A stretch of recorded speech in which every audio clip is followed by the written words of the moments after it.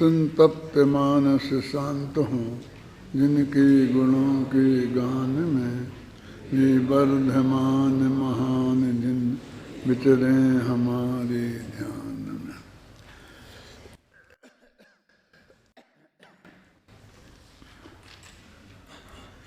101वीं गाथा की टीका चलेगी। थोड़ी सी अपन ने पढ़ी थी। कितना पढ़ा था? 3-4 लेने।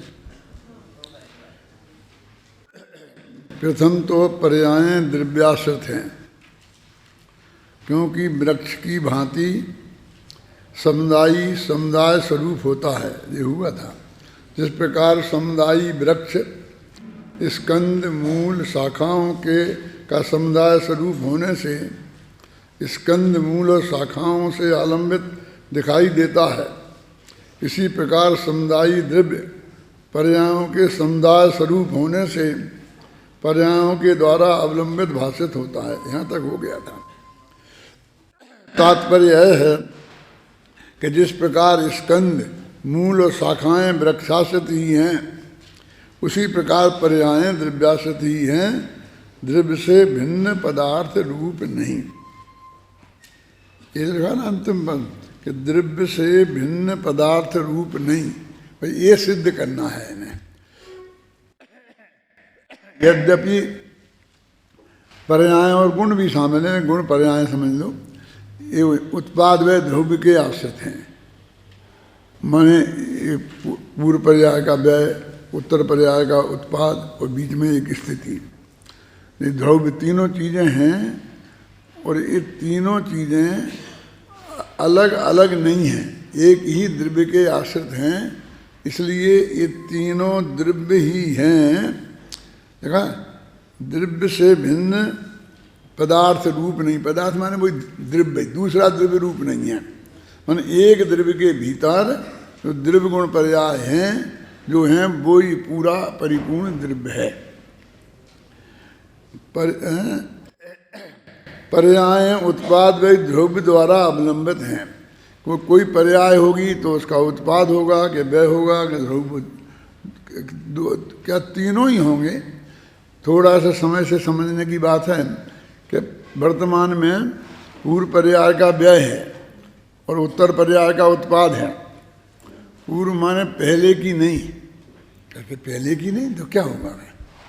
ये दो है ना, तो उसमें एक पूर्व एक उत्तर, उत्तर के विरुद्ध पूर्व है, पश्चिम के विरुद्ध पूर्व नहीं है। समझे ना? पहले और बाद की नहीं है, क्योंकि बाद की कहेंगे तो वो बीच की पर्याय को छोड़ देना पड़ेगा। ये जो वर्तमान पर्याय है उससे पहले की और उससे बाद की, तो ऐसा नहीं लेना। दो ही पर्याय हैं, वर्तमान और भूत के अंतिम समय की एक समय की पर्याय। तो वो पूर्व पर्याय और जो वर्तमान पर्याय है वो उत्तर पर्याय। माने बीच में कोई गैप नहीं लेना। तो अपने कहते उत्पाद व्यय दोनों एक साथ हैं। इसका अर्थ यही है कि पूर्व पर्याय की अपेक्षा उसे व्यय कहते हैं और वर्तमान पर्याय की अपेक्षा उसे उत्पाद कहते हैं। ये व्यय नाम का धर्म और उत्पाद नाम का धर्म वस्तु में ही है। जो प्रवचन सार में 47 न्यायों का वर्णन है, उसमें जो 47 न्यायों के विषयभूत धर्म हैं, उनका ऐसा है कि एक धर्म है तो उस धर्म की वजह से वो पदार्थ उस रूप है। तो ये व्यय नाम का धर्म है, समझ लो आप। वो वर्तमान में ही है। वर्तमान में पूर्व पर्याय का एक पर्याय का कह सकते हो, पूर्व की अनंत पर्यायों का भी कह सकते हैं। व्यय होना ऐसी योग्यता इस वर्तमान पर्याय में है, माने उसके अभाव रूप। और वर्तमान पर्याय का उत्पाद माने होना ऐसी रूप योग्यता है। ये बात यहाँ कहना चाहते हैं।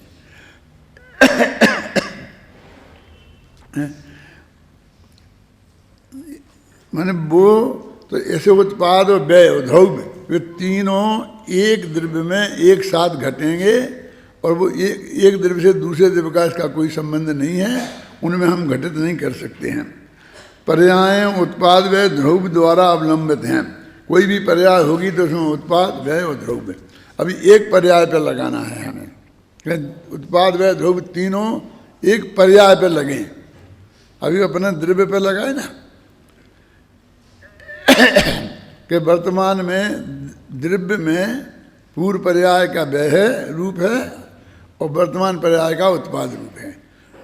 अब ऐसा लगाएंगे तो हम ये कहें ये हमारी जो एक पर्याय है जो ये पहले थी उसके अभाव रूप है, अपनी ही पर्याय है और वर्तमान तो है ही। और जो ध्रुवपना है ना, ध्रुवपना क्या है? जो अनंत पर्यायों को आपस में जोड़ता है। हमारी वो वर्तमान पर्याय भी पूर्व की पर्याय से अखंड रूप से जुड़ी हुई है, ख्याल में है ना। अर्थात उत्पाद व द्रव्य पर्यायाश्रित हैं, क्योंकि उत्पाद व द्रव्य बीज अंकुर और वृक्षत्व की भांति अंशों के धर्म हैं। देखो, बीज अंकुर और वृक्षत्व, बीज है और फिर वो अंकुर पैदा हो गया उसमें, और वृक्षत्व जो है वो बीज में भी है और अंकुर में भी है। अभी अपन थोड़ी ऐसा समझते हैं, अपन को तो वृक्ष जो सामने दिखता है ना वो खड़ा और वो वृक्ष लगता है, हैं? अब जो जमीन में दबा हुआ पड़ा है बीज, जो अगले समय में अंकुर के रूप में उत्पन्न होगा, तो वो भी वृक्ष ही है। वृक्ष का अंश है तो वृक्ष है, ऐसा यहाँ बता रहे हैं। बीज अंकुर, और बीज और अंकुर दोनों में रहने वाला वृक्षत्व, उसकी भांति वे अंशों के धर्म हैं। मतलब उत्पाद होगा तो उस अंश का होगा, व्यय होगा तो उस अंश का होगा, ध्रुवता आएगी तो उस अंश की पकड़ना, माना द्रव्य की नहीं पकड़ना। क्या बात है, गला गड़बड़ कर रहा। जिस प्रकार अंशी वृक्ष के बीज अंकुर और वृक्षत्व रूप तीन अंश व्यय उत्पाद और द्रव्य रूप निज धर्मों से आलंबित एक साथ ही दिखाई देते हैं, उसी प्रकार अंशी द्रव्य के नष्ट होता हुआ भाव, उत्पन्न होता हुआ भाव और अवस्थित रहने वाला भाव, ये तीनों अंश व्यय उत्पाद और द्रव्य स्वरूप निज धर्मों के द्वारा आलंबित एक साथ ही दिखाई देते हैं। किंतु यदि भंग उत्पाद और द्रव्य को द्रव्य का ही माना जाए तो सब कुछ प्रलय को प्राप्त होगा। अब ये सब कुछ प्रलय को प्राप्त होगा, ये हमारी समझ में आना चाहिए। वो जो ये आपत्ति खड़ी कर रहे हैं ना कारण कि जैसे द्रव्य की स्थिति है वैसी यदि हम उत्पाद व्यय और द्रव्य की माने तो क्या हो जाएगा? सब कुछ प्रलय को प्राप्त होगा। पहला दोष क्यों? कि जब हम व्यय मानेंगे द्रव्य का तो द्रव्य नष्ट हो जाएगा, है ना।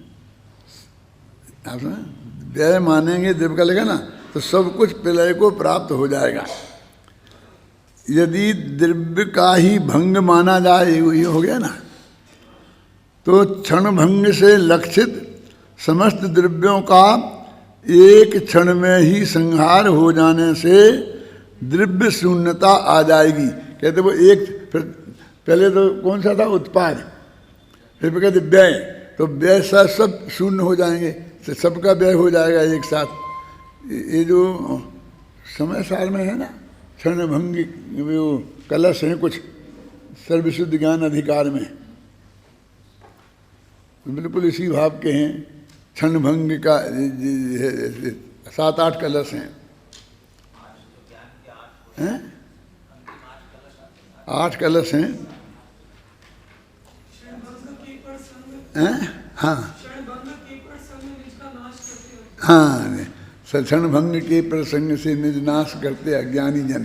तो वो ये कह रहे हैं ना कि अपना नाश क्या करेंगे, उनका नाश मान लेंगे वो, क्षण भंग में अपना एकत्व तो करेंगे। है पढ़ा बोलो जरा उसका पद्यान हुआ।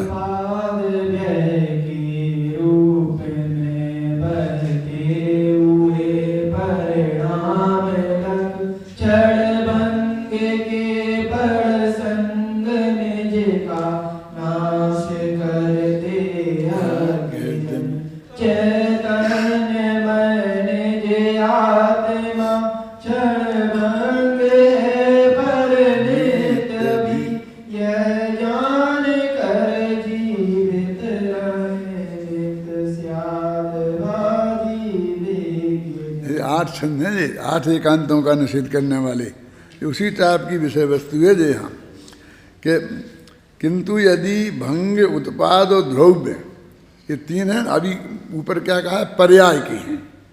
अब कहते द्रव्य का ही माने हम तो द्रव्य के ही होते हैं। कल मैंने कहा था कि द्रव्य का ऐसा मानते हैं, जैसे मैं खुद ही कहता हूँ पर्याय तो ये जो पलटी ना, उसे पलटने का नाम पर्याय है। तो पर्याय क्या पलटी, पलटा तो द्रव्य है, पलटी तो किताब है, ऐसा बोलते हैं ना, समझे। तो वो यहाँ दूसरा उसके विरुद्ध प्रकरण है। वो कह रहे हैं कि यदि पर्याय का व्यय होता है और द्रव्य का ही व्यय माना जाए तो फिर खत्म हो जाएगा काम। माना जाए द्रव्य का ही माना जाए तो सब कुछ प्रलय को प्राप्त होगा। मैं तेरी मान्यता में कोई भी चीज़ नहीं बचेगी, ऐसी परिस्थिति पैदा होगी। यदि द्रव्य का ही भंग माना जाए, वो तो द्रव्य का उत्पाद माना जाएगा तो ये पोजीशन होगी। अब द्रव्य का भंग माना जाएगा तो क्षण भंग से लक्षित समस्त द्रव्य, क्या कह रहे हैं कि वो द्रव्य का क्षण माना जाएगा व्यय, तो क्षण में भंग हो जाना ये हुआ लक्षण, और उससे लक्षित हो गया द्रव्य। द्रव्य की पहचान क्या हो गई कि क्षण में नष्ट होना। तो कहते हैं समस्त द्रव्यों का एक क्षण में ही संहार हो जाने से द्रव्य शून्यता आ जाएगी। एक ही द्रव्य नष्ट थोड़ी होगा, क्योंकि उत्पाद व ध्रुव तो सत्य का स्वरूप है, और सत्य तो सारे द्रव्यों में एक ही सत्य महासत्ता रूप, अथवा सत्य का उच्छेद हो जाएगा। यदि द्रव्य का ही उत्पाद माना जाए तो समय समय पर होने वाले उत्पाद के द्वारा चिन्हित द्रव्यों को, माने बार बार लिखा ना चिन्ह, माने जब ये लक्षण माना जाएगा तो उसका चिन्ह हो गया ना, ये इससे हम पहचान रहे उसे, है ना। तो द्रव्यों को प्रत्येक को अनंतता आ जाएगी, प्रत्येक द्रव्य अनंत हो जाएगा। द्रव्य स्वभाव से तो अनंत है ही ना, लेकिन वो पर्याय से भी अनंत हो जाएगा। यदि द्रव्य का ही द्रव्यत्व माना जाए तो क्रमशः होने वाले भावों का अभाव के कारण द्रव्य का अभाव हो जाएगा अथवा क्षणिकपना होगा। इसलिए यही ठीक है कि उत्पाद व्यय और द्रव्य पर्याय के आश्रय से हैं और पर्याय द्रव्य के आश्रय हैं, इसलिए वे सब द्रव्य ही हैं, द्रव्यांतर नहीं। ये निष्कर्ष की लाइन है। विद्यार्थियों को तो पूरे तर्क और वो सब बात समझ में आना चाहिए और याद भी होना चाहिए। बाकी के जो मोक्षु भाई हैं उनको यदि इतनी समझ में आ जाए कि उत्पाद व द्रव्य पर्यायों के होते हैं, द्रव्य के नहीं। अब वे द्रव्य के क्यों कहलाते हैं?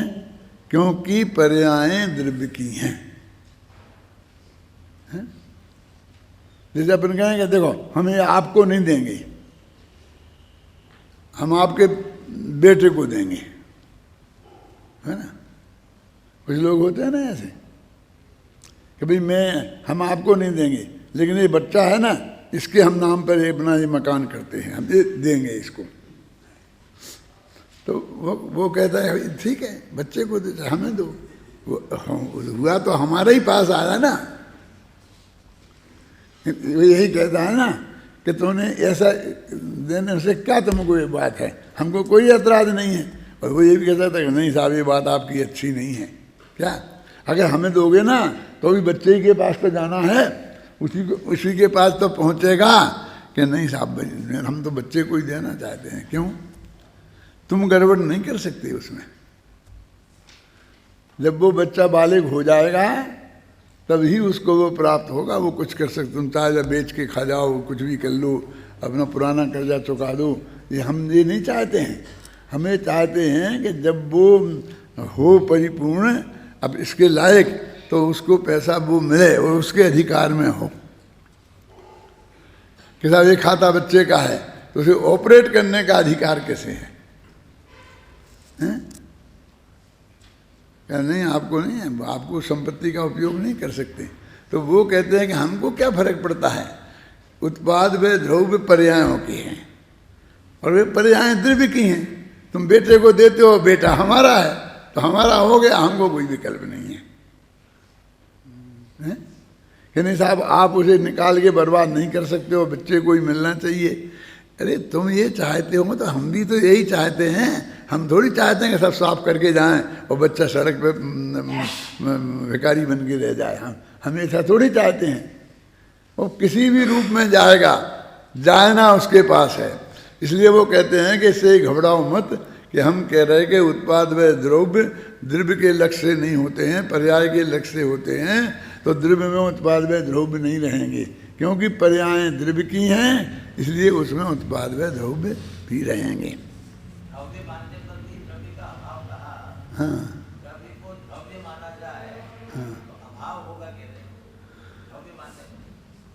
सबको मैंने पर्यायों को तो द्रव्य का अभाव हो जाएगा ना। द्रव्य को ध्रुव माना है ना। कहाँ करें पढ़, कौन सी लाइन पढ़ो? यदि द्रव्य का ही उत्पाद माना जाए तो ये नहीं ना।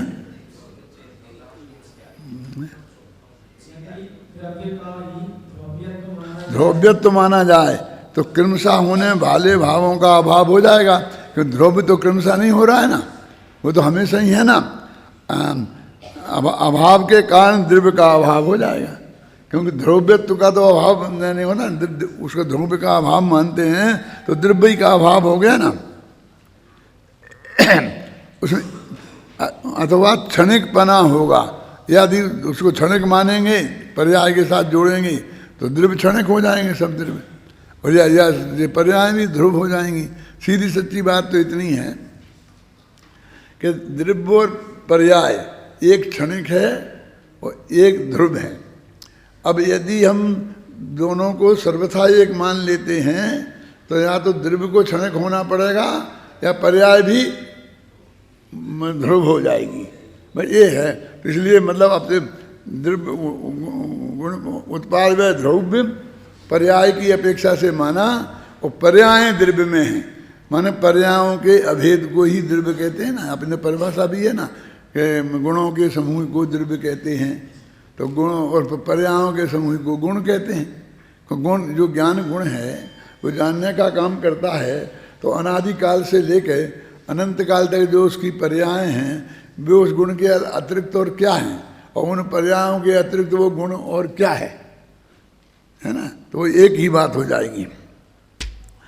तत्वदीपिका प्रदीप का टीका के भाव को पंडित हेमराज जी द्वारा भावार्थ के रूप में इस प्रकार व्यवस्थित किया गया है। ये पंडित हेमराज जी कहाँ से आ गए? हमेशा तो अपन समय सार पढ़ते थे ना, तो पांडे राजमल जी आते थे, पंडित जी जयचंद जी छावड़ा आते थे। तो ये आप समझ लो कि अमृतचंद्राचार्य की जो टीका है तत्व प्रदीप का, उसका जो हिंदी अनुवाद है वो पांडे हेमराज जी ने किया है। ये पांडे शब्द जो है वो सिर्फ पंडित के लिए ही प्रयोग होता था। माने हम ऐसा नहीं समझे पांडे कोई अलग होते होंगे, और हिंदुओं में भी होते थे। ब्राह्मणों में हमारे साथ एक दो तीन अध्यापक थे तो वे पांडे कहलाते थे। पांडे माने पंडित जी। क्या कहाँ पढ़ रहे थे अपन? पांडे पंडित हेमराज जी लिखा है। पंडित पांडे हेमराज जी भी बोलते हैं इनको टीकाकार के लिए, इसलिए पंडित हेमराज जी लिखा है। तो जैसे जे पांडे राजमल जी है ना, कलश टीकाकार, ऐसे ही ये पांडे जी थे। बीज, अंकुर और वृक्षत्व ये वृक्ष के अंश हैं। बीज भी वृक्ष का अंश है, अंकुर भी वृक्ष का अंश है, और वृक्षत्व, उन दोनों में रहने वाला जो वृक्षत्व है वो भी वृक्ष का अंश है। अभी आगे तो वो बीज अंकुर ही तक ले गए ना, अभी तो शाखाएं, तना, वहाँ तक जाएगा वृक्षत्व तो। लेकिन इनको तो यहाँ दो ही पकड़ने थे ना, एक का व्यय और एक का उत्पाद। तो बीज के बाद तो उत्पाद अंकुर का ही होता है, डालियों का थोड़ी हो जाता है ना। बीज का नाश, अंकुर का उत्पाद और वृक्षत्व का द्रव्य तीनों एक साथ ही होते हैं। इस प्रकार नाश बीज के आश्रित है, उत्पाद अंकुर के आश्रित है और द्रव्य वृक्षत्व के आश्रित है। नाश, उत्पाद और द्रव्य बीज, अंकुर और वृक्षत्व से भिन्न पदार्थ रूप नहीं है, तथा बीज, अंकुर और वृक्षत्व भी वृक्ष से भिन्न पदार्थ रूप नहीं है, इसलिए यह सब एक वृक्ष ही है। इनका समुदाय वृक्ष है और इनकी अंदर का जो भेद है वो भी हमारे ख्याल में आए, ये इस बात को इन्हें यहाँ स्पष्ट कर दिया।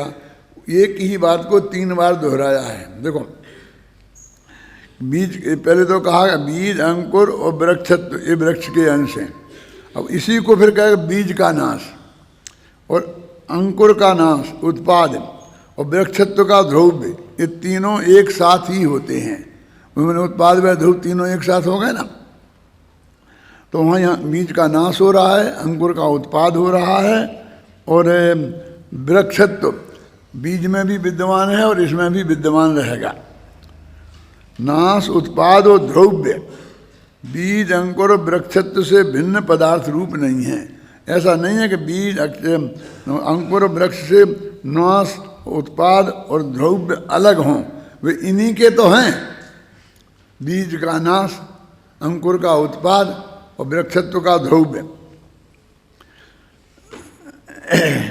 वृक्षत्व से भिन्न पदार्थ रूप नहीं है, तथा बीज, अंकुर और वृक्षत्व भी वृक्ष से भिन्न पदार्थ रूप नहीं है, इसलिए यह सब एक वृक्ष ही है। अब जैसे एक वृक्ष ही है घटित किया ना, तो नीचे करें एक द्रव्य ही है, ऐसा घटित करेंगे। इसी प्रकार नष्ट होता हुआ भाव, उत्पन्न होता हुआ भाव और द्रव्य भाव, ये सब द्रव्य के अंश हैं। नष्ट होते हुए भाव का नाश, उत्पन्न होते हुए भाव का उत्पाद और स्थायी भाव का द्रव्य एक साथ हैं। इस प्रकार नाश नष्ट होते हुए भाव के आश्रित है, उत्पाद उत्पन्न होते हुए भाव के आश्रित है और द्रव्य स्थायी भाव के आश्रित है। मैंने बिल्कुल जैसा वृक्ष पे, अंकुर पर घटित किया था ना, वैसा यहाँ द्रव्य पर घटित किया है। नाश, उत्पाद और द्रव्य उन भावों से भिन्न पदार्थ रूप नहीं है और वे भाव भी द्रव्य से भिन्न पदार्थ रूप नहीं है, इसलिए यह सब एक द्रव्य ही है। ये गाथा की में भी यही शब्दों का प्रयोग है कि ये सब एक द्रव्य रूप ही हैं। उत्पाद वैव ध्रुवत्व का एकत्व आचार्य अमृतचंद्र ने उक्त टीका में बीज, अंकुर और वृक्षत्व के उदाहरण से समझाया है, किंतु आचार्य जयसेन तात्पर्यवृत्ति टीका में स्वसंवेदन ज्ञान के उत्पाद, अज्ञान पर्याय के व्यय और दोनों के आधारभूत आत्मद्रव्यत्व की स्थिति पर घटित करके समझाते हैं और अंत में यह कहते हैं कि अन्वय द्रव्यार्थिक नय से ये सभी द्रव्य हैं। इस प्रकार ये नामोल्लेख पूर्वक नय का उल्लेख भी कर देते हैं। अन्वय द्रव्यार्थिक नय जो 10 प्रकार के द्रव्यार्थिक नय है ना, उसमें है शायद 7वां है ना, क्योंकि तीन सापेक्ष, तीन निरपेक्ष, उत्पाद व्यय सापेक्ष, कर्मोत्पादी सापेक्ष और भेद कल्पना सापेक्ष और उत्पाद व्यय सापेक्ष, ये तीन अशुद्ध और तीन शुद्ध, 6 और फिर 7वां अन्वय द्रव्यादक और आत्मा पर द्रव्यादि ग्राहक और एक ग्राहक और फिर परम भाव ग्राही द्रव्यार्थक। तो अन्वय द्रव्यार्थक क्या है? तो अन्वय द्रव्यार्थक के जो उस वस्तु में निरंतरता को बताए, है इसको बताए, वो अन्वय है। तो वो योग ये कहते हैं कि ये यहाँ अन्वय द्रव्यार्थक की बात कर रहे हैं। द्रव्य भी है, गुण भी है, पर्याय भी है, उत्पाद भी है, व्यय भी है, द्रव्य भी है। तो ऐसा अन्वय, ये अन्वय इनमें मौजूद है, इसलिए ये अन्वय द्रव्यार्थक न्याय का विषय है।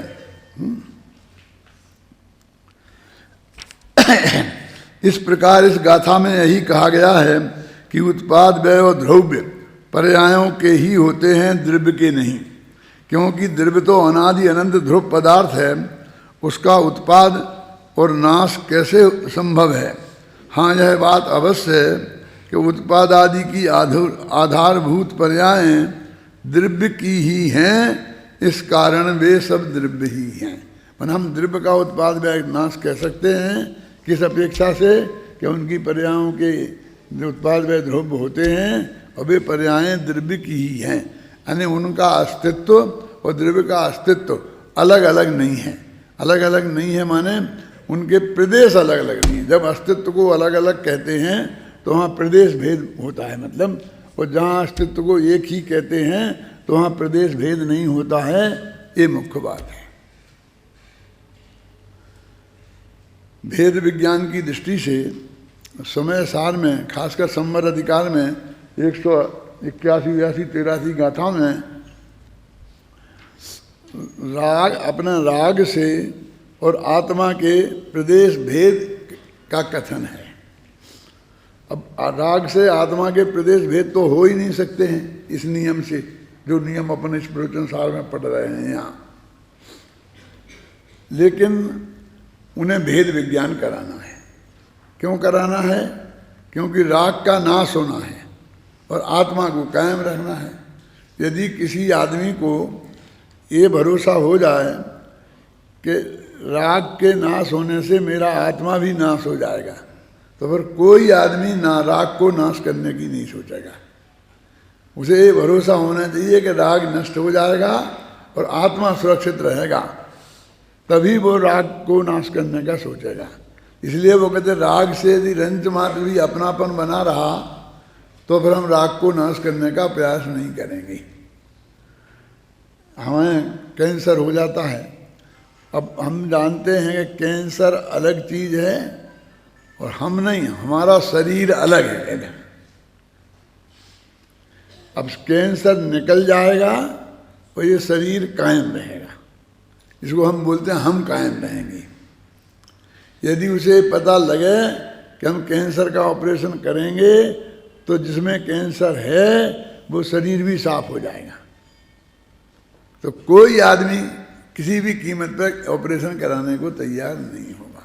उसे ये भरोसा होना ही चाहिए कि ये निकल जाने वाली चीज़ है और ये रहने वाली चीज़ है, इसके निकलने से इसका कोई संबंध नहीं है। तो इसलिए राग में रंच मात्र भी उपादेयपना नहीं रह जाए, अपनापन नहीं रह जाए, इसलिए उन्होंने अध्यात्म के जोर में उनके प्रदेश भेद की बात करी है, और जो बहुत विवाद का विषय मुमुक्षुओं में बनता रहा है। बात सिर्फ इतनी है कि वो हम अपेक्षा समझ लें कि उनने यहाँ अपेक्षा करें, हम ऐसा ही मान लेंगे तो ये उन्हीं का प्रवचन सार है, उन्हीं की टीका है अमृतचंद की, और इसी में ये बात कही है। तो वस्तु स्वरूप के निकट तो यही है ना, है? वो तो राग तो उसे आत्मा का ही पर्याय है, और अपनी पर्याय से अपने में अतद भाव लगता है, अभाव नहीं लगता है ना।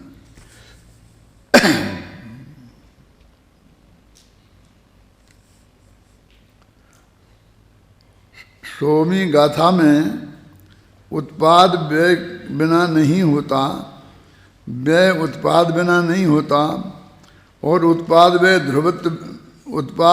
ध्रुवत्व के बिना नहीं होते। इस प्रकार इनमें वस्तु भेद नहीं है, यह बताया है। फिर 101वीं गाथा में उत्पाद व ध्रुव पर्यायों में होते हैं और पर्यायें द्रव्य में होती हैं, अतः वे सभी द्रव्य हैं, द्रव्यांतर नहीं, यह बताया है।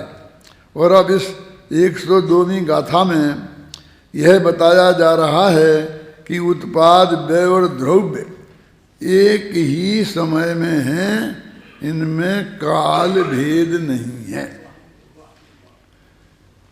क्योंकि भाषा ऐसी आती है ना, पूर्व उत्तर, तो हमको पहले और बाद में वही भ्रम हो जाता है? वो कहते हैं पूर्व पर्याय का व्यय, तो वो कहते वो तो फिर एक समय पहले ही होगा ना, और फिर उत्तर दूसरे समय में वो पर्याय आएगी, हैं? तो वो पहले समय में तो उस पर्याय का अस्तित्व है, समझ में आया ना? देखो, जो एक समय का उत्पाद होगा वो अस्तित्व ही है, व्यय होगा वो भी अस्तित्व ही है। तो वो कहते हैं उत्पाद व्यय एक ही समय में दोनों हम घटित होते हुए हमारे दिमाग में आने चाहिए। अब वो कहते पर्याय, तो उत्पाद तो नई पर्याय का है, जो नई, और व्यय जो है वो पूर्व पर्याय का है। वो पूर्व पर्याय की अपेक्षा व्यय है, लेकिन वो व्यय नाम का धर्म इसी समय है जिस समय उत्पाद नाम का धर्म है। ऐसा अपन को उधर भी चक्कर पड़ता है कि 12वें गुणस्थान से 13वें गुणस्थान में केवल ज्ञान होता है। तो एक समय पहले, जितने भी समय पहले शास्त्र में लिखा हो, पहले वीतरागता होती है और फिर बाद में, उसके बाद में केवल ज्ञान होता है। जैसा कि तत्वा सूत्र के अंतिम सूत्र से सिद्ध होता है, मोह क्षयाच ज्ञान दर्शना क्षयाच। अभी 10वें गुणस्थान में राग का अभाव हो जाता है, सूक्ष्म सांप्राग गुणस्थान है ना, तो 12वें में गया तो वहाँ तो क्षीण मोह तो हो गया ना। 12वां गुणस्थान का नाम क्षीण मोह है। अब 13वें गुणस्थान में केवल ज्ञान होता है, तो वीतरागता तो 12वें गुणस्थान के अंत समय में हो गई ना। अब चाहे ऐसा कहो कि 12वें गुणस्थान के अंत समय में हो गई और केवल ज्ञान 13वें गुणस्थान के शुरू में हुआ। अब एक ही गुण की पर्याय हों तो फिर हम कहेंगे अज्ञान का नाश और केवल ज्ञान का उत्पाद, मतलब क्षोभसम ज्ञान का नाश और केवल ज्ञान का उत्पाद, वो एक ही समय में घटित होएगा। अब चूंकि ये दो गुण अलग अलग है ना, एक चारित्र गुण में है, तो उसमें आता है अंत में और उपांत में, ऐसा आता है ना ये शब्द के ज्ञानावरणी का नाश होता है अंत में और मोहिनी का नाश होता है उपांत में। तो अंत में और उपांत में वही पहले ही समय उपांत है, तो उसके बाद का समय अंत है। एक समय का फर्क पड़ता है वीतरागता और सर्वज्ञता में, है ना। लेकिन वीतरागता होना एक समय पहले अत्यंत आवश्यक है, तब केवल ज्ञान होता है।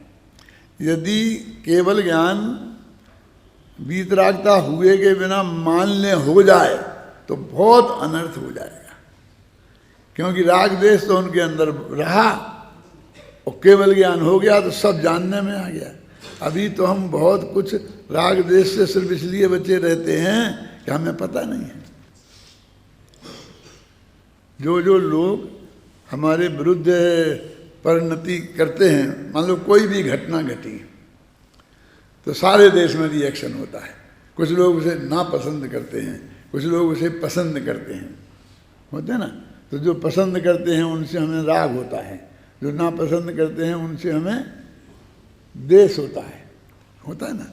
अब हमें पता ही नहीं चले, हमें उसके का पता ही नहीं चले कि किसने विरोध किया और किसने पक्ष में किया, ख्याल में ही ना, पता ही नहीं चले तो हमें राग द्वेष नहीं होता।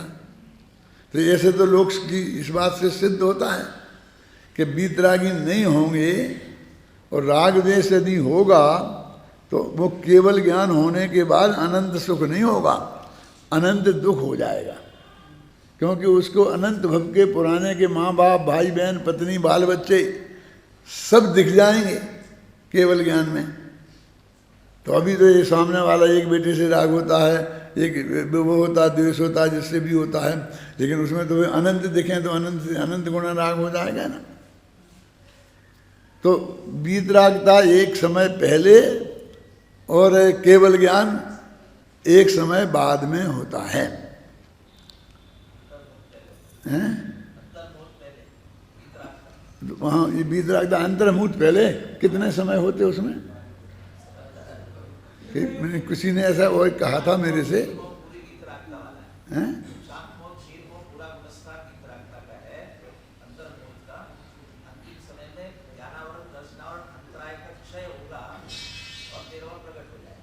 हाँ, तो मतलब वो पूरा 12वां गुणस्थान है वो वीतरागता का है। 12वां क्या 11वां भी है ना, वो तो बाद में 11वां गुणस्थान भी वो ये दोनों पूरे वीतरागता के हैं। तो उसको ही हम उपांत कहेंगे, क्योंकि उसके पहले फिर उसके बाद में जो केवल ज्ञान हो रहा है और ये वीतरागता हुई है, तो इन दोनों के बीच में कोई समय नहीं है, क्या समझ गए ना? इसलिए हम उसे उपांत कह देते हैं। क्या वो चाहे एक समय का भी हो सकता है, अंतर्मुहूर्त का भी हो सकता है, और अंतर्मुहूर्त भी कई प्रकार के होते हैं, छोटे बड़े। अपन बोलते हैं ना 7वां गुणस्थान अंतर्मुहूर्त का, 8वां अंतर्मुहूर्त का, 9वां अंतर्मुहूर्त का, 10वां अंतर्मुहूर्त का, क्यों? और सब मिला करके भी अंतर्मुहूर्त के। तो इस तरह से वो व्यवस्थाएं हैं।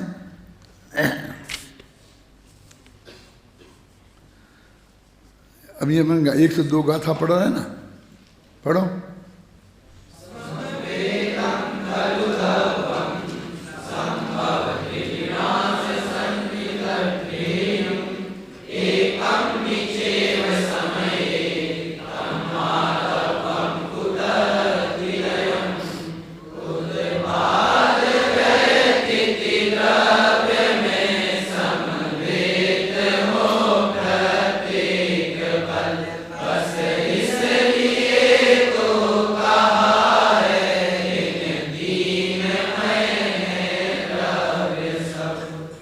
एक ही द्रव्य एक ही समय में उत्पाद, व्यय और स्थिति नाम के 3 अर्थों के साथ एक में एक ही है, इसलिए ये तीनों द्रव्य ही हैं। माने उत्पाद भी द्रव्य, व्यय भी द्रव्य और द्रव्य भी द्रव्य, और तीनों का एक समय में होना अनिवार्य है। तो तीनों द्रव्य ऐसा भी कह सकते हैं, और तीनों को द्रव्य कहें तो कहते हैं वो द्रव्य का अंश भी द्रव्य है। जैसा वो प्रश्न किया, द्रव्य समुद्र है, असमुद्र है, हैं? वो प्रश्न किया ना क्या में राज उसमें श्लोक वार्तिक में प्रमाण होने, प्रमाण नए जो है वो प्रमाण का अंश है, क्या है? नहीं प्रमाण क्या, प्रमाण है कि अप्रमाण है? तो कहते हैं ना प्रमाण है ना अप्रमाण है, प्रमाण का एक देश है।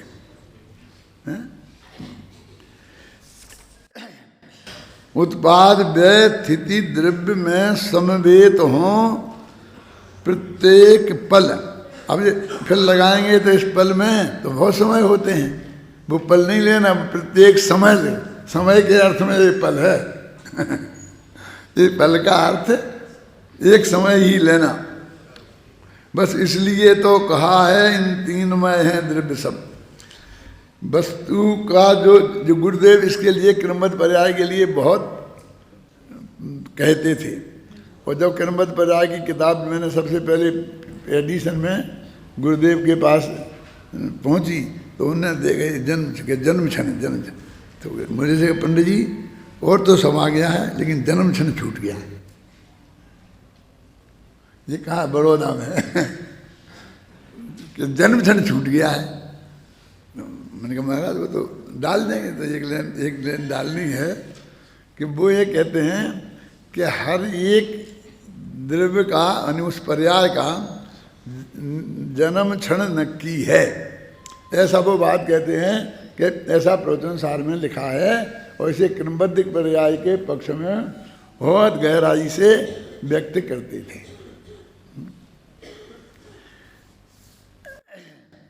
यहाँ वो कल था ना, तुम लोग गए थे, चंद्रशेखर जी का व्याख्यान माला थी, तो वहाँ बड़े बड़े विद्वान आए थे, तो अपने विद्यार्थियों की चर्चा हुई ना, शांति जी ने सुना, आपको सुनाया क्या नहीं सुनाया?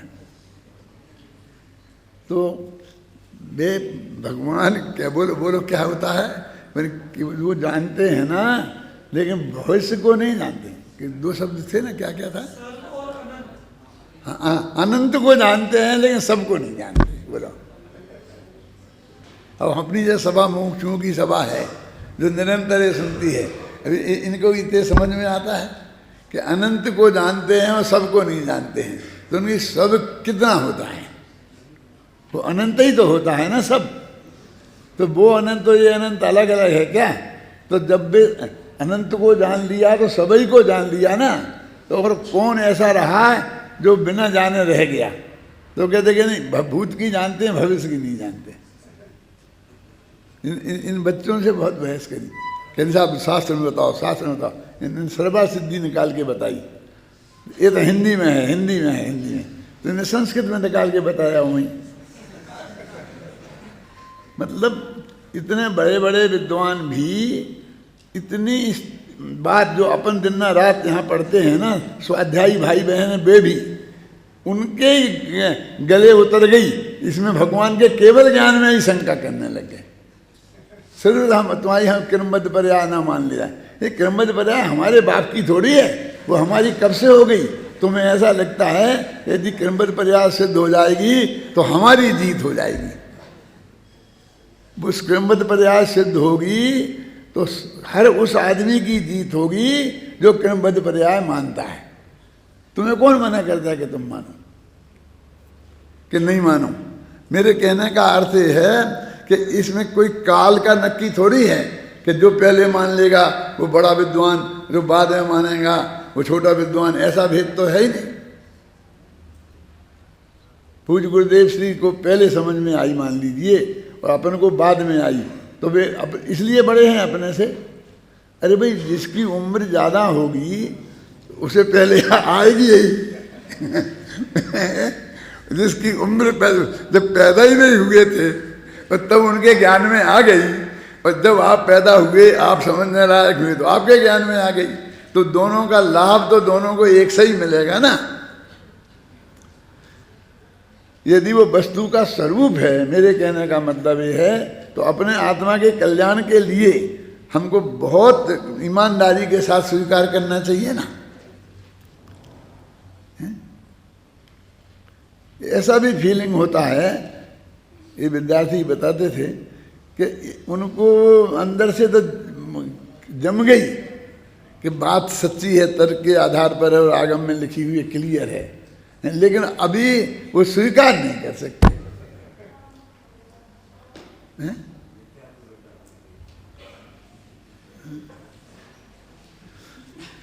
ये बिल्कुल सच्ची बात है कि मेरे पिताजी भी उन्होंने अपने बुढ़ापे में अंतिम समय में काफ़ी अच्छा अभ्यास किया था, लेकिन शुरू से तो नहीं समझते थे ज़्यादा। तो हम अशोक नगर में थे और रोज ही ना झगड़ा होता था, रोज ही ना झगड़ा होता था। और हमारे गुरुजी वहाँ से आए थे मुरैना से, तो वे अपने विरोध में ही बोलते थे, समझे ना। तो हमारे पिताजी सुनते थे और हमसे झगड़ा होता था उनका। मतलब विनय मर्यादा हमने कभी भंग नहीं की, लेकिन सहमति तो नहीं होती थी ना इन्हीं विषयों पर। तो समाज मतलब ज़्यादा तो वैसा ही समाज है ना, अपने मुमुक्षु तो बहुत कम हैं, तो उनके साथ ज़्यादा समाज दिखाई देती थी। तो ऐसा लगता था कि झगड़ा पड़ जाएगा, ऐसा हो जाएगा।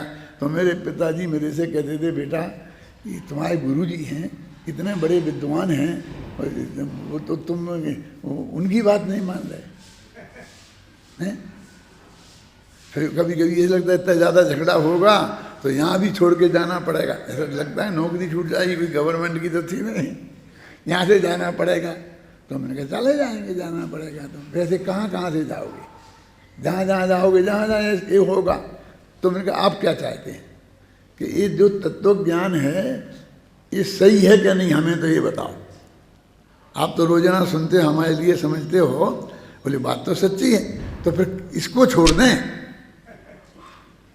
बिल्कुल हो जाएगा, नौकरी छोड़ना पड़ेगी, ये हो जाएगा, पिटाई भी कर सकते हैं, जो कुछ सब कुछ हो सकता है। लेकिन हमें तो आप बताओ कि तो आपके गुरुजी हैं, वो कैसे गलत कह सकते हैं। हमने कहा आप बताओ कि ये गलत है कि नहीं है, आप समझ रहे ना। लेकिन गुरुजी हैं इसलिए गलत नहीं कह सकते, क्या कह रहे।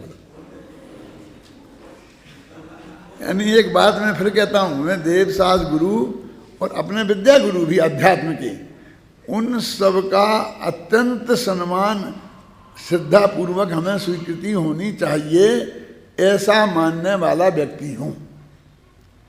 इसी की प्रेरणा आप लोगों को देता भी हूँ, ख्याल में आई ना। लेकिन हम तत्व ज्ञान में किसी प्रकार का समझौता नहीं कर सकते। यदि वो बात स्पष्ट है, उनकी बात गलत है, तो हम उनकी विनय मर्यादा रख करके भी हम उनकी ये गलत हैं, हम उस रास्ते को नहीं अपनाएंगे, हम नहीं स्वीकार करेंगे। इसमें हम वो नहीं समझते कि हमने गलत काम किया। मैं पिताजी से कहता था कि हम उसकी जो सजा मिलेगी वो भोगने के लिए तैयार हैं, भोगेंगे। लेकिन तुम इतनी तो कहो कि बात तुम्हें दो में से कौन सच्ची लगती है। यदि ये बात गलत है तो हमें आप समझाओ, वे गुरुजी समझाएं, हम गारंटी से मान लेंगे। लेकिन दोनों पट्टी से काम नहीं चलेगा।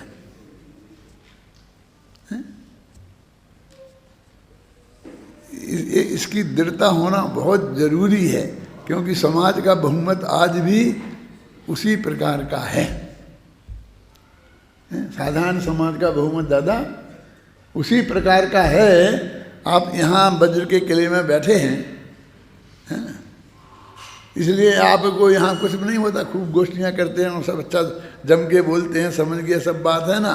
लेकिन बाहर जाकर के ऐसा नहीं होगा आपको, वो मैदान होगा, समझ में आई ना।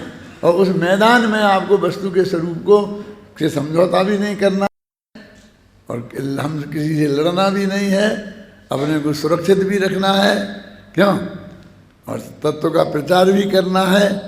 अब ये इसके लिए हमको पूरी तरह से तैयार रहना चाहिए। और इन सब में से कुछ छोड़ना पड़े तो, अब समझ गए ना, कुछ माने जो नुकसान, जिसे अपन बोलते हैं समाज छोड़ना पड़े, घर वालों को छोड़ना पड़े, गुरु जी को छोड़ना पड़े, माँ बाप को छोड़ना पड़े, तो सब छोड़ देना। लेकिन यदि तुमको सही लगता है तो ये किसी कीमत पर छोड़ने लायक चीज नहीं है। नहीं तो क्या मतलब है हमारे पढ़ने का, और ये जुर्माने का क्या मतलब है? 5 साल तुम लोगों ने पढ़ा, यहाँ गहराई से पढ़ा, तो कोई किसी ने दबाव किया? तुम दबाव से पढ़े हो? किसी को के पास जाने से रोका है कि तुमको समझते वो तुम्हें समझा सकते हैं तो उनके पास जाओ, समझो, बहुत विनयपूर्वक समझो। मेरे कहने का मतलब कहीं कोई रोक टोक नहीं है। और तुमने यदि बिल्कुल अपने स्वतंत्रता पूर्वक ये निर्णय किया है तो फिर ये दूसरों का नहीं है, फिर आप किसी के पक्ष में नहीं हैं, हैं? आप अपने पक्ष में हैं। तो ऐसा भी कभी हो सकता है कि हम अपने ही विपक्ष में हो जाएं दूसरे के पक्ष में होने के लिए, हैं? वस्तु के स्वरूप के विपक्ष में हो जाएं, ये कैसे संभव है? ये बिल्कुल संभव नहीं है। और हमको ऐसा दिखाई देता है कि ये सामने वाले को सब स्पष्ट नजर आ रहा है, फिर भी ना मालूम क्या कारण है कि जिस कारण से वाणी में स्वीकृति नहीं आ रही है, हैं?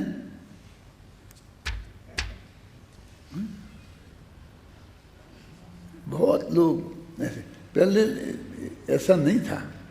हमारे सामने देखते देखते अनेकांत लोग इस मामले में इतने गंभीर थे। जो विद्वान थे ना बड़े बड़े, जैसे जगन मोहन लाल जी थे, कैलाश चंद जी थे, जो बड़े बड़े विद्वान थे, तो वे जो सत्य उनकी ख्याल में आता था वे स्वीकार करते थे। क्या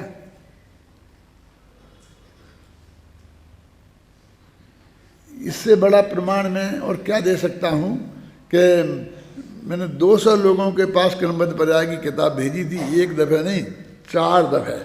उसने आपने देखा होगा पहले एक 16 पेज की थी, तो वो भेजी, फिर उससे मांगा कि आप ये बताइए इसमें कोई सुधार की अपेक्षा हो तो हम सुधार सकते हैं। फिर दोबारा लिखी तो 25 पेज की हो गई थी, तो वो भेजी। फिर दोबारा मिली तब तो 65 पेज की हो गई थी, फिर वो भेजी। फिर वे सारे प्रश्न आए, उनके उत्तर लिखे, तो कितने 125 पेज जो भी हैं वो उतनी हो गई। इतने बार भेजा, और उसमें कम से कम 50 विद्वानों की सम्मतियां लिखी हैं ना, वो सारे विद्वान लगभग ऐसे हैं कि जो उस वक्त गुरुदेव श्री के विरोध में जो खड़े होते थे उनके साथ खड़े होते थे। कैलाश जी आपने देखा होगा, हमने नहीं देखा, यहाँ खानिया तत्व चर्चा हुई थी तो उसमें वो उस तरफ खड़े थे। क्या फूलचंद जी इधर थे और उधर पंडित पन्नालाल जी, साहित्याचार्य और बड़े बड़े और विद्वान उस पक्ष में थे, शांति जी। लेकिन उन सब ने सम्मतियां भेजी और ये क्या कि ये बात सत्य है। अब वो क्षमता आज नहीं है कहाँ। अब भले ही फिर बाद में कोई इस सोनगढ़ वालों के ग्रुप के साथ हो गए हों कि सोनगढ़ वालों ने स्वीकार कर लिया हो, ऐसा नहीं है। तत्व में ये नहीं होता है। शायद मैंने एक दिन आपको सुनाया था, वो भी बहुत मार्मिक बात है। एक बहुत बड़े विद्वान थे, यहीं पर ब्यावर में रहते थे, पंडित हीरालाल जी शास्त्री, जिन्होंने फूलचंद जी के साथ जय धवला पर धवल पे काम किया है। मैंने सिद्धांत शास्त्री और जो काम फूलचंद जी ने किया है, डॉक्टर हीरालाल जी ने किया है, और हीरालाल जी के साथ में ये एन उपाध्याय, इन लोगों ने जो काम किए हैं ना, उनके साथ के विद्वान थे। वे वहाँ आए थे जब दादर के मंदिर का पंचकल्याणक था और पूज्य गुरुदेव श्री की 75वीं जन्म जयंती थी, तो सारे विद्वान इकट्ठे हुए थे और जो लाल बहादुर शास्त्री ने उन्हें अभिनंदन ग्रंथ भेंट किया था। तब की बात है, तो संस्कृत में बहुत बढ़िया कविता लिखी थी उनने। संस्कृत के विद्वान थे बहुत अच्छे। लेकिन उस वक्त फूलचंद जी और मैं गुरुदेव के कॉन्फिडेंस में थे, तो वो ये समझते थे कि एक कविता हम इन्हें दिखा लें और इन्हें पसंद आ जाए तो ये गुरुदेव तक हमारी पहुंच आसानी से जल्दी हो जाएगी। तो उनने वो कविता मुझे दिखाई। तो उस कविता में गुरुदेव को तीर्थंकर लिखा था। तो मैंने अत्यंत विनयपूर्वक पंडित जी से कहा, मैंने किसी विद्वान के मर्यादा को भंग कभी नहीं किया, कि पंडित जी अपने लोग तो आलोचना करते हैं कि ये लोग ने तीर्थंकर तीर्थंकर कहते हैं, और आपने ही लिख दिया इसमें, हैं? इससे क्या फायदा? नहीं नहीं ठीक है ठीक है, ऐसा ऐसा उन्होंने बहुत बड़ा काम किया है ऐसे। मैंने कहा नहीं, तो और बढ़िया से बढ़िया शब्द हो सकते हैं जिससे उनकी बहुत प्रशंसा हो, जो उनने किया है, जो आपको अंदर से है, तो वो ऐसा हो सकता है। तो बोले तो आप ठीक कर दो। नहीं, मैं क्या बात करता हूँ, मैं नहीं कर सकता, मैं संस्कृत मेरी इतनी अच्छी नहीं है और मैं संस्कृत का कवि भी नहीं हूँ, मैंने कुछ लिखा भी नहीं है संस्कृत में, खासकर न गद्य में न पद्य में मेरा लिखा हुआ कुछ है ही नहीं, आता है, तुमने देखा है। फिर भी वो पीछे पड़े, तो मैंने वो तीर्थंकर शब्द हटा के और बहुत अच्छा कोई शब्द सेट कर दिया, जो कविता किसी कीमत कम होती ऐसा नहीं था। और उन्होंने कहा ठीक है। लेकिन जब वे बोलने खड़े हुए तो उनने वो तीर्थंकर शब्द ही बोला, मेरे से जो करेक्शन करवाया था वो नहीं बोला।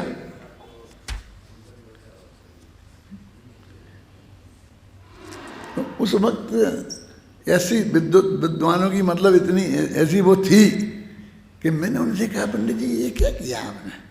मैं चुप रहे कि क्या भाई, क्या था, क्या हो जाएगा, ऐसे कुछ नहीं। मैंने लोगों का ये बहुत बड़ा भ्रम था गुरुदेव के बारे में कि वहाँ चापलूसी कर कर हमारा काम हो सकता है, जबकि कम से कम गुरुदेव के पास में ये बात बिल्कुल नहीं थी।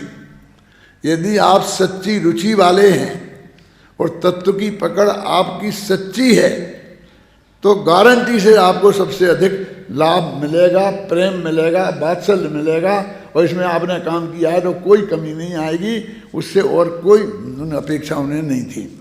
और यदि उनको ये पता चल गया कि आप किस तत्व की पकड़ नहीं है तो 100 सिर के हो जाना उनकी दृष्टि में नहीं चल सकते। ये कोई आदमी मानने को तैयार नहीं था। गुरुदेव ने भी सुना ना कि तीर्थंकर कह रहे, लेकिन वे कुछ खुश नहीं हुए उससे, समझे ना। वे उनको तीर्थंकर कह रहे थे तो गुरुदेव बहुत खुश हुए होंगे, ऐसा नहीं है क्या? मेरे कहने का मतलब है कि वस्तु के स्वरूप में कोई समझौता नहीं करना। तुमने यदि उपलब्ध कुछ किया है 5 साल में यहाँ, और यदि संस्था की कोई क्रेडिट है, यदि अपन सब लोगों की कोई बात है, तो उसमें ये सबसे बड़ी है कि तत्व ज्ञान सर्वोपरि है। हमारा आगम सर्वोपरि है। सर्वज्ञ भगवान तो है नहीं, और आगम के रूप में भी हमें उपलब्ध हैं। जो आगम के रूप में हमें उपलब्ध हैं तो वो आगम है। और अपने यहाँ तो मैंने वो बोला था ना, मंगलाचरण बोलते हैं ना, मूल ग्रंथ करता रहा सर्वज्ञ देवा। तो उस दिन मैंने कहा था कि भाई मैं नहीं बोल पाता हूँ, क्योंकि मेरे से इतनी लंबी देर तक बोलूँ तो प्रवचन नहीं हो गए, लेकिन तुम लोग बोला करिए। तो दूसरे दिन मैंने सुना, एक विद्यार्थी प्रवचन कर रहा था ना, तो उसने पूरा मंगलाचरण बोला। वो मुझे बहुत अच्छा लगा। मैं सुन रहा था क्या, पूरा मंगलाचरण बोला। तो बहुत दिनों बाद मुझे वो सुनने को मिला था, तो मुझे बहुत प्रसन्नता हुई। हमको ये बात बोलने की नहीं, फीलिंग करने की है कि ये बात हमारी नहीं है, ये सर्वज्ञ भगवान की बात है। ये शास्त्र हमारे लिए सर्वज्ञ भगवान की जगह हैं, तो सर्वज्ञ भगवान तो है नहीं। और इसको मर्म बताने वाले जो हैं वो हमारे गुरु हैं, देवशास्त्र गुरु वाले। गुरु की बात नहीं कर रहा हूँ, वो देवशास्त्र गुरु वाले 1 मिनट में ख़त्म करता हूँ। एक होते हैं निरपेक्ष गुरु और एक होते हैं सापेक्ष गुरु। परमात्मा समझ में आया कि नहीं? एक तो ऐसे कि उनने हमारा क्या उपकार किया है, हमें क्या पढ़ाया है, क्या समझाया है, इससे निर्णय नहीं होता कि वे हमारे गुरु हैं कि नहीं है, बल्कि वे देवशास्त्र गुरु हैं और 6वें 7वें गुणस्थान की भूमिका में झूल रहे हैं। तो उनने हमारा कुछ भी नहीं किया हो, उनसे हमारा रंच मात्र भी उपकार नहीं हुआ हो, कभी हमारी उपेक्षा भी हुई होगी, होनी चाहिए। ये तो हमारी तुम्हारी भी अपेक्षा करेंगे तो वे गुरुपना खत्म हो जाता है, समझ गए ना। लेकिन वो हमारे निरपेक्ष गुरु हैं। हम पढ़ाएंगे तो हम उनको मानेंगे, नहीं मनाएंगे तो नहीं मानेंगे, ऐसा नहीं। हम देवशास्त्र गुरु जैसे देव अरहंत भगवान को अर्घ चढ़ाते हैं, हम वैसा ही उनको अर्घ चढ़ाते हैं। वे हो गए हमारे निरपेक्ष गुरु।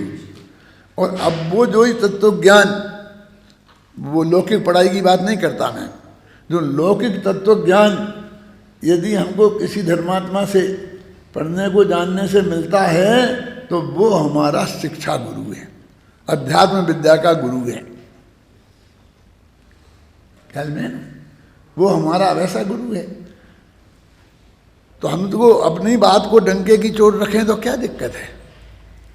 ये वो विराग सागर ने हमको बुलाया था ना, हम गए थे तो हाँ डंके की चोट, हमें बड़ी सभा में टीवी लग रहा था और सारे देश में लाइव डिले हो रहा था, और हमने बोला कि हम कान्जी स्वामी के शिष्य हैं। ऐसा बोला डंके की चोट।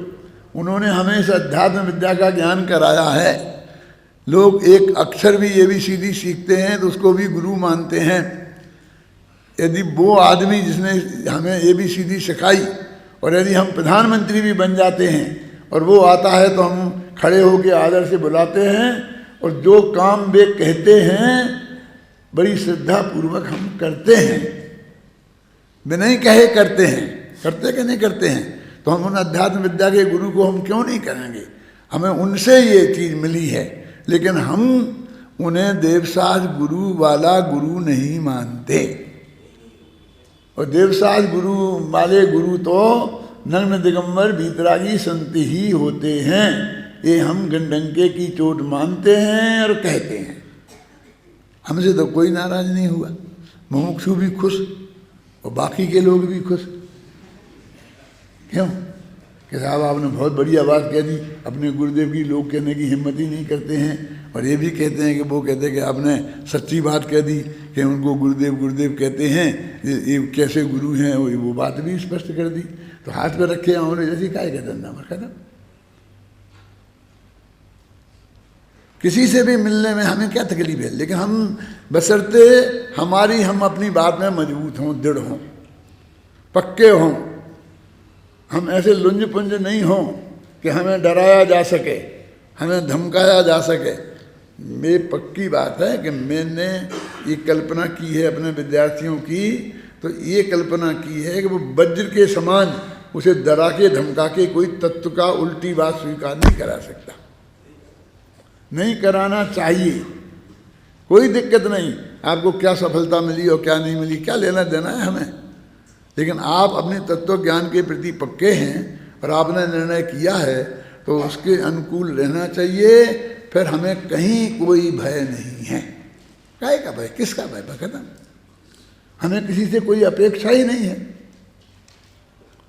फिर हमका भय काय का हो? तो इस वस्तु के स्वरूप को हमें समझना चाहिए।